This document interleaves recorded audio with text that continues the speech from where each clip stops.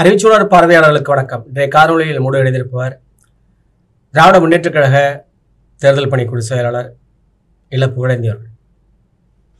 வணக்கம். அனைவருக்கும் வணக்கம். கேளுங்க. பிரதமர் மோடி அவர்கள் தமிழ்நாட்டுக்கு வந்திருக்காரு. தூத்துக்குடியில் பேசுறாரு. மக்கள்கிட்ட பேசும்போது சொல்றாரு, 11 ஆண்டுகளில் 11 மருத்துவக் கல்லூரிகளை தமிழ்நாட்டுக்கு தந்திருக்கோம் அப்படின்னு சொல்றாரு. உங்களுடைய பார்வை? முழுவதுமாக வடிகட்டிய பொய். ஏற்கனவே எய்ம்ஸ் மருத்துவமனை குறித்து பெரிய கேள்விக்குறி. நீங்க அடிக்கலை போட்டுட்டு நாங்க அப்படி செஞ்சோம் இப்படி செஞ்சோம்னு கதை பேசிக்கிட்டு தான் இருந்தீங்க. நீங்களும் சரி, அமித்ஷாவும் சரி, இவரும் சரி.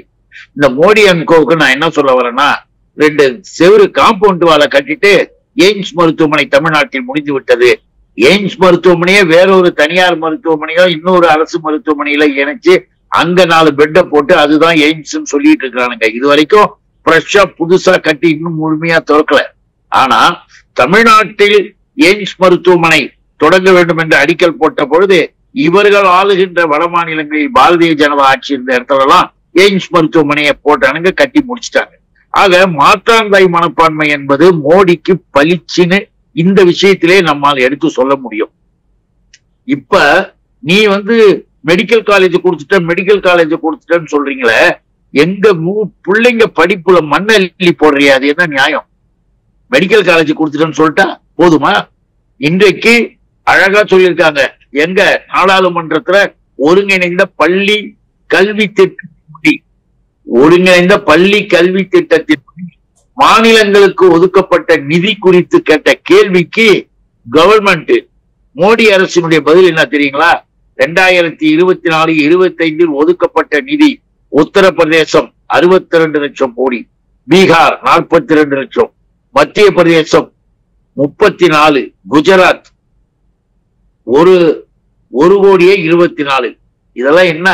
அங்க கல்வி நிதிக்கு ஒதுக்கி இருக்காங்க. அது தமிழ்நாடு, கேரளா, மேற்கு வங்கம் 3 மாநிலத்திற்கும் சுழி 0, எதுவுமே ஒதுக்கல.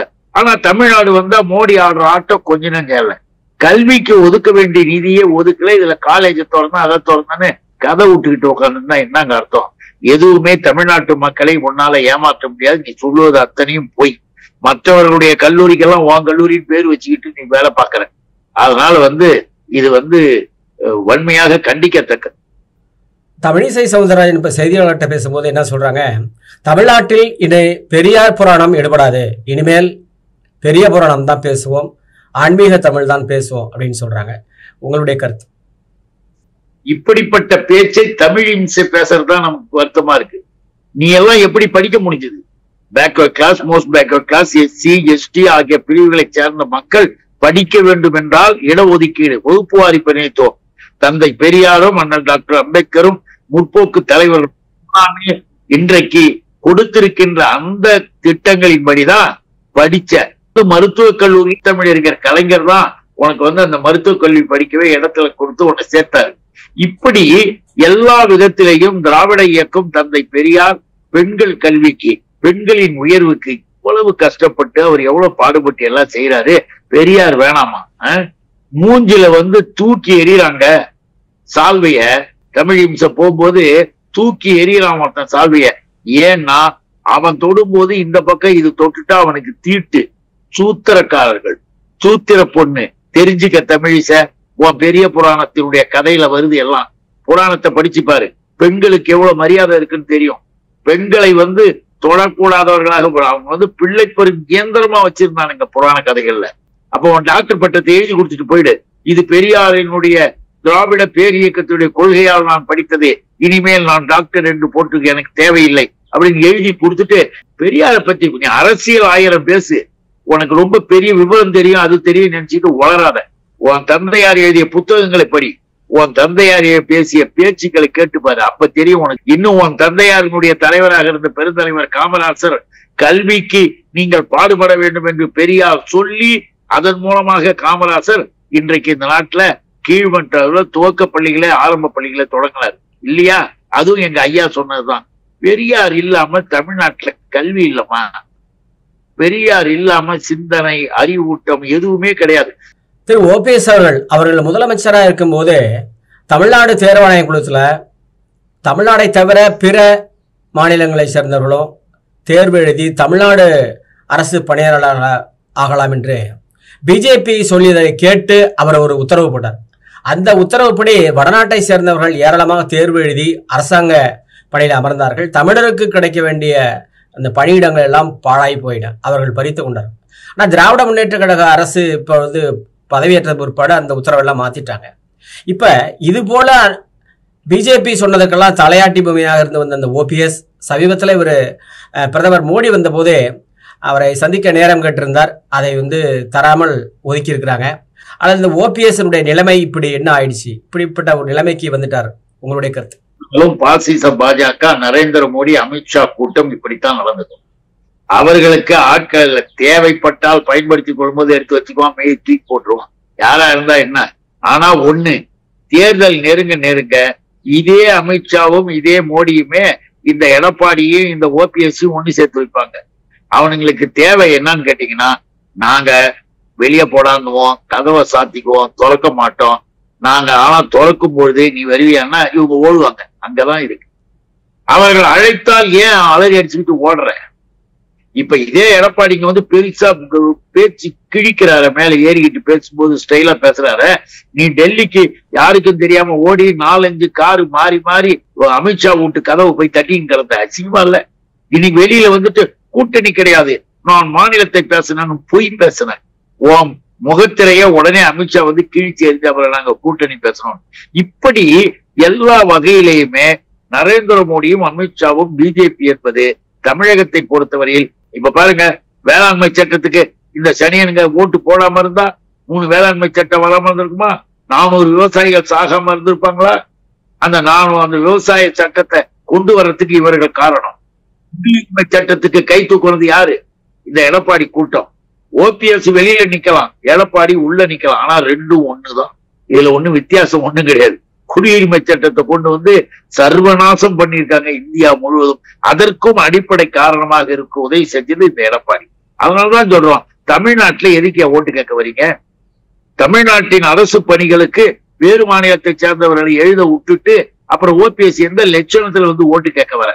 இவர்கள் ஓட்டு கேட்க போகின்ற பொழுது படித்தவர்கள், உண்மையாக விவரம் தெரிந்தவர்கள், சிந்திப்பவர்கள் யாராக இருந்தாலும் திரும்பி போய்கிட்டே இருப்பாங்க என்கின்ற அளவிற்கு தமிழகத்திற்கு துரோகத்தை இவர்களும் செய்திருக்கிறார்கள். இவர்களை செய்ய வைத்தது நரேந்திர மோடி கூட்டம். அது வெட்ட வெளிச்சமாவது இப்ப இந்த காரியத்தின் இந்த செயல்கள் மூலமாக. தமிழ்நாட்டினுடைய மருத்துவ சிகிச்சையினுடைய தரம் பெரிய அளவுக்கு நாங்க லீடிங்ல இருக்கோம் இந்தியாவில் அப்படின்னு நீங்க சொல்றீங்க. ஆனா தமிழ்நாடு முதலமைச்சர் அரசு மருத்துவமனையில மருத்துவம் பார்க்காம ஒரு தனியார் மருத்துவமனையில போய் மருத்துவம் பார்க்கிறார் அப்படின்னு தமிழிசை சவுந்தரராஜன் கேட்டிருக்காங்க. உங்களது பார்வை? பெரிய அறிவாளி, அப்படியே அறிவு கொழுந்து. எங்க தலைவர் யாருன்னு நினைச்ச? மற்றவங்களை போல இல்ல. 8500 கோடிக்கு ஒரு தனி விமானத்தை வாங்கி கொண்டு சொகுசு பயணத்தை செய்து கொண்டு உலகம் சுத்தி வருகின்ற நரேந்திர மோடி இல்லை எங்க தலைவர். சாதாரணமாக மக்களோடு மக்களாக வாழக்கூடியவர். அவருக்கு தெரியும் அரசு மருத்துவமனை இப்ப போனாரு, வந்தாருன்னா அந்த அரசு மருத்துவமனை ஒரு நாளைக்கு ஆயிரக்கணக்கான பேர் ட்ரீட்மெண்ட்.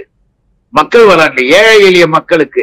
இன்னைக்கு தமிழ்நாடு முழுவதும் ஏழை எளிய மக்களுக்கு. இன்னொன்னு தெரியுமா? இது உத்தரப்பிரதேசம் கிடையாதுமா. ஆக்சிஜன் சிலிண்டர் கூட இல்லாம 60 குழந்தைகள் செத்தது உன்னுடைய யோகியினுடைய ஆட்சி இருக்கிற உத்தரப்பிரதேச கவர்மெண்ட் ஹாஸ்பிட்டல்ல. ஆனா தமிழ்நாடு அப்படி கிடையாது. இங்கு எல்லா மருத்துவ வசதிகளும் மருத்துவர்களும் இருக்காங்க. அதனால மக்கள் போறாங்க. அப்படி மக்கள் அதிகமாக போகின்ற அந்த இடத்தில் முதல்வர் அங்கே போனால் அதற்கான நிலைப்பாடுகள்ல எவ்வளவு சங்கடங்கள் ஏற்படும். இயற்கையாகவே அது சட்டம்வாங்க, விதின்வாங்க. அப்புறம் விதியின் அடிப்படையில பலது செய்யும் போது பாதிக்கப்படுகின்ற ஏழை எளிய நடுத்தர மக்கள். அதை எங்க தலைவர் விரும்பல. எனக்கே எது வந்தாலும் சரி, என் மக்கள் நன்றாக இருக்க வேண்டும் அப்படின்னு எல்லா உதவிகளும் மக்களுக்கு செய்வதற்கு என்னுடைய அன்பு சகோதரர் மக்கள் நல்வாழ்வுத்துறை அமைச்சர் மாசு அவர்களும் முதல்வருடைய தலைவருடைய ஆலோசனை உத்தரவை கேட்டு மருத்துவமனைகளை சீர்பட சிறப்பாக வச்சிருக்கிறாங்க. இப்படி இருக்கும்போது அங்க ஏன் நாம் போகணும்? இன்னொன்னு தெரியுமா? எங்க தலைவர் நினைத்தாருன்னா அங்க போய் உட்கார்ந்து கூட இன்னைக்கு அப்போலோவை பாக்குற அத்தனை டாக்டர்களும் அவர் பார்க்க வைக்க முடியும். ஏன் அதெல்லாம் வேணான்றாருன்னா பொதுமக்கள் பாதிக்கப்படக்கூடாது. என் ஒருவனுக்காக பல்வேறு 1000 பேருடைய சிகிச்சை வீணாகிவிடக் கூடாது என்ற நல்ல எண்ணத்துலதான் அவர் இன்றைக்கு ஓய்வெடுக்கிறதாக. ஓய்வில்லாமல் சுற்றி வந்த சூரியன் ஓய்வெடுக்க மருத்துவமனையில் இருப்பது எல்லாரும் பார்த்துக்கிட்டு இருக்கோம் என்பது வன்மையாக கண்டிக்கத்தக்கது. இனிமே இதெல்லாம் பேசிக்கிட்டு தெரியாதம்மா. இப்படியெல்லாம் பேசி கொண்டிருக்கிறத விட ஒரு விரலை நீ எங்களை பார்த்து காட்டிய 3 விரலை நீ நினைச்சு பார்த்தியா?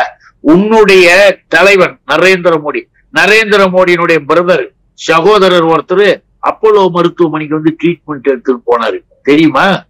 ஏன் அவருக்கு அரசு மருத்துவமனை அங்க கிடையாத? ராஜ்நாத் சிங் தன்னுடைய மனைவி அவங்க இங்க வந்து தனியார் மருத்துவமனையில ட்ரீட்மெண்ட் எடுத்துட்டு போறாங்க. ஏன் அவங்களுக்கு வந்து அங்கெல்லாம் மருத்துவமனை அரசு மருத்துவமனை கிடையாதா? இப்படி உங்களுடைய ஆட்சியில லட்சணமா இருக்குதுன்னா அங்க மருத்துவமனையே அவ்வளவு மோசமாவும் இருக்குன்றது ஒரு உண்மை. அதே நேரத்தில் அவர்களெல்லாம் தனியார் மருத்துவமனையில் எடுக்கும்போது எங்க தலைவர் பொதுமக்களின் நன்மைக்காக தன்னை அந்த இடத்திலே அமர்த்தி வைத்திருக்கிறார் என்பதை நீ புரிஞ்சுக்கணும். பல்வேறு கருத்துக்களை பேசிக் கொண்டிருக்கிறீர்கள். உங்களுடைய நேரத்துக்கு மிக்க நன்றி. நன்றி, வணக்கம்.